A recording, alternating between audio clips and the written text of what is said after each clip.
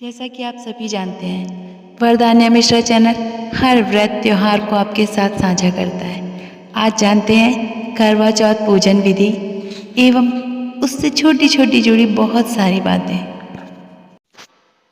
इस साल करवा चौथ 4 नवंबर बुधवार को मनाया जा रहा है।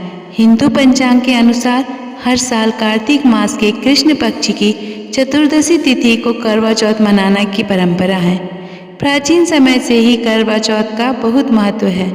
इस दिन सभी सुहागिन स्त्रियां अपने पति के स्वास्थ्य एवं लंबी उम्र की कामना से निर्जला व्रत रखती हैं। अब जानते हैं करवा चौथ पूजा का शुभ मुहूर्त।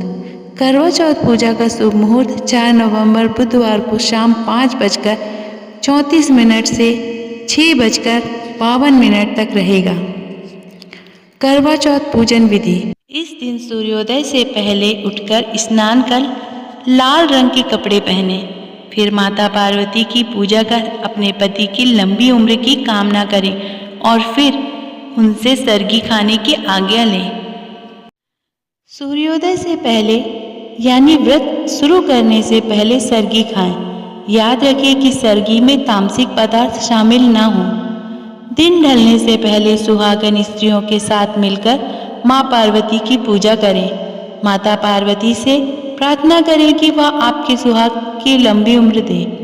फिर हाथ में फूल और चावल लेकर श्रद्धापूर्वक करवा चौथ का व्रत कथा पढ़ें। कथा पढ़ने के बाद माता पार्वती की आरती करें। अब घर के बड़े बुजुर्गों के चरण स्पर्श कर आशीर्वाद ले लें। चंद्रोदय होने पर चंद्रमा की पूजा कर आर्घ्य अर्पित करें। व्रत पूर्ण होने के बाद अपनी सास या सास समान किसी स्त्री को फल, मिठाई और कपड़े दान करें। ईश्वर का धन्यवाद करते हुए व्रत खोलें। सबसे पहले क्या खाएं? व्रत वाली स्त्रियों को अपना व्रत पूरा करने के बाद पति के हाथ से सबसे पहले कुछ मीठा खाना चाहिए। कहते हैं कि इससे पति पत्नी की जिंदगी में हमेशा मिठास बनी रहती है। छलनी से देखे चांद। करवा चौथ के दिन छलनी से चांद देखने का रिवाज है। कहते हैं कि चौथ के चंद्रमा से पति की लंबी उम्र की कामना करने से पहले चांद को छलनी से देखें। प्राचीन समय से यही रीति चली आ रही है।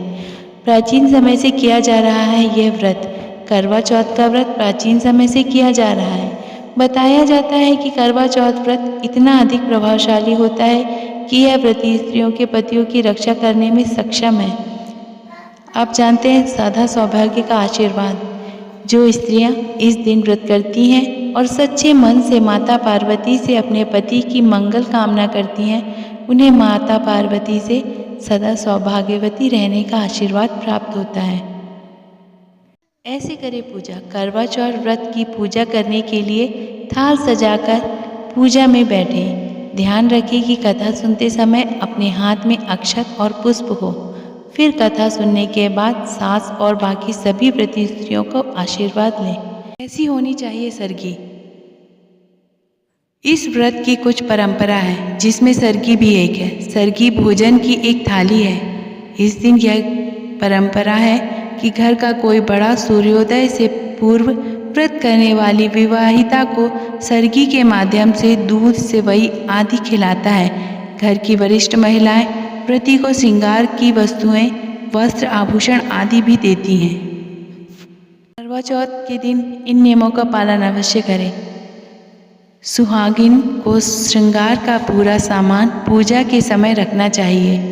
एक मीठा करवा और एक मिट्टी का करवा होना चाहिए।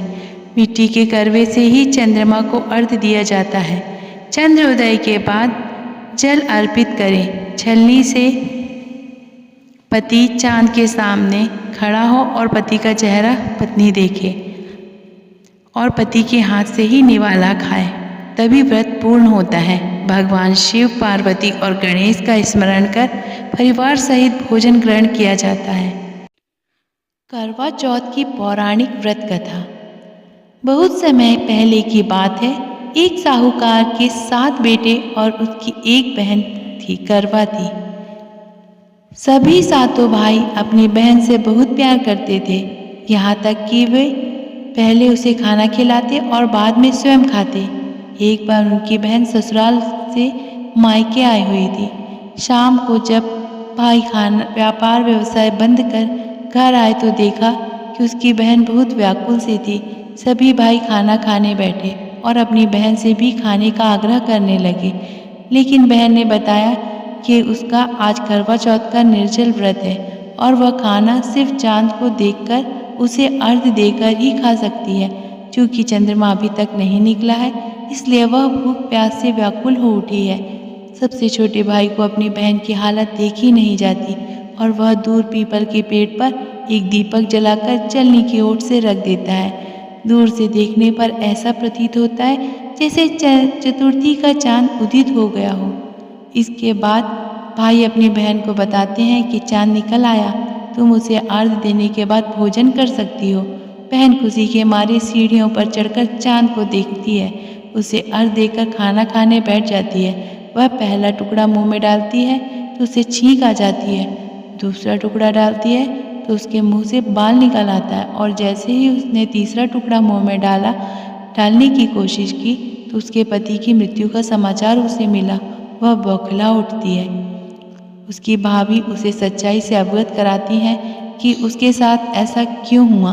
करवा चौथ का व्रत गलत तरीके से टूटने के कारण देवता उससे नाराज हो गए हैं और उन्होंने ही ऐसा किया है। सच्चाई जानने के बाद करवा निश्चय करती है कि वह अपने पति का अंतिम संस्कार नहीं होने देगी और अपने सतीत्व से उन्हें पुनर्जीवित जीवन दान दिलाएगी। वह पूरे 1 साल तक अपने पति के शव के पास बैठी रहती है, उसकी देखभाल करती है। उसके ऊपर उगने वाली सुई नुमा घास को वह एकत्रित करती जाती है। 1 साल बाद फिर करवा चौथ का दिन आता है। उसकी सभी भाभियाँ करवा चौथ का व्रत रखती हैं। जब भाभियाँ उससे आशीर्वाद लेने आती हैं तो वह प्रत्येक भाभी से यम सुई ले लो, पी सुई दे दो, मुझे भी अपनी जैसी सुहागन बना दो, ऐसा आग्रह करती है। लेकिन हर बार भाभी उसे अगली भाभी के आग्रह करने के लिए कहती चली जाती है। इस प्रकार जब छठे नंबर की भाभी आती है तो करवा उनसे भी यही बात कहती है, यम सुई ले लो और मुझे पी सुई दे दो। यह भाभी उसे बताती है क्योंकि सबसे छोटे भाई की वजह से उसका व्रत टूटा था, अतः उसकी पत्नी में शक्ति है कि वह तुम्हारे पति को दोबारा जीवन दान कर सकती है, इसलिए जब वह आए तो तुम उसे लेना और जब तक वह तुम्हारे पति को जीवित ना दे कर दे उसे नहीं छोड़ना। ऐसा कहकर वह चली जाती है। सबसे अंत में छोटी भाभी आती है। करवा उनसे भी सुहागन बनाने का आग्रह करती है, लेकिन वह टाल मटोल करने लगती हैं। इसे देखकर करवा उन्हें जोर से पकड़ लेती है और अपने सुहाग को जिंदा करने के लिए कहती है। भाभी उससे छुड़ाने के लिए नोचती है, खसोटती है, लेकिन करवा नहीं छोड़ती। अंत में उसकी तपस्या को देखकर भाभी पसीज जाती है और अपनी छोटी उंगली को चीरकर उसमें से अमृत उसके पति के मुंह में डाल देती हैं। करवा का पति तुरंत श्री गणेशाय नमः कहता हुआ उठ बैठता है। इस प्रकार प्रभु कृपा से उसकी छोटी भाभी के माध्यम से करवा को अपना सुहाग वापस मिल जाता है। हे श्री गणेश, माँ गौरी, जिस प्रकार करवा को चिर सुहागन का वरदान आपसे मिला, वैसा ही सब सुहागनों को मिले।